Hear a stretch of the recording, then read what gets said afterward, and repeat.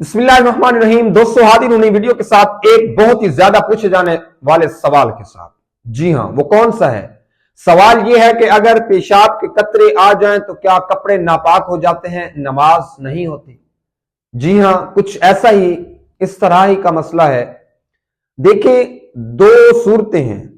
اگر کسی شخص پیشاب کرنے کے بعد قطرے آتے ہیں تو اس کے کپڑے ناپاک ہو جاتے ہیں، اس کی نماز بھی نہیں ہوتی، اس کا وضو بھی نہیں ہوتا۔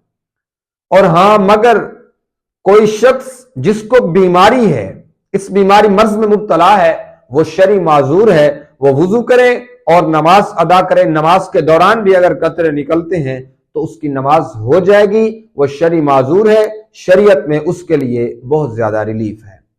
اگر کوئی شخص اس چیز کا معذور نہیں ہے، اس کے کپڑوں کو اگر قطرہ لگ گیا تو سمجھ لیں اگر قطرے ایسے آتے رہے تو اس کے کپڑے ناپاک ہو جائیں گے، وضو بھی ٹوٹ جائے گا۔ اور دوستو تفصیل کے ساتھ یہ ویڈیو بہت ہی جلد اس یوٹیوب پر لانگ میں اپلوڈ کرنے جا رہا ہوں۔ تفصیل کے ساتھ یہ مسئلہ سماعت فرما لیجئے گا، اور میرے چینل پر نئے ہیں تو سبسکرائب لازمی کیجئے، اپنی رائے کمنٹ سیکشن میں لازمی دیجئے گا، اور ویڈیو صدقہ جاریہ سمجھ کر دوستوں تک ضرور شیئر کیجئے گا۔ تب تک کے لیے دوستو اللہ حافظ۔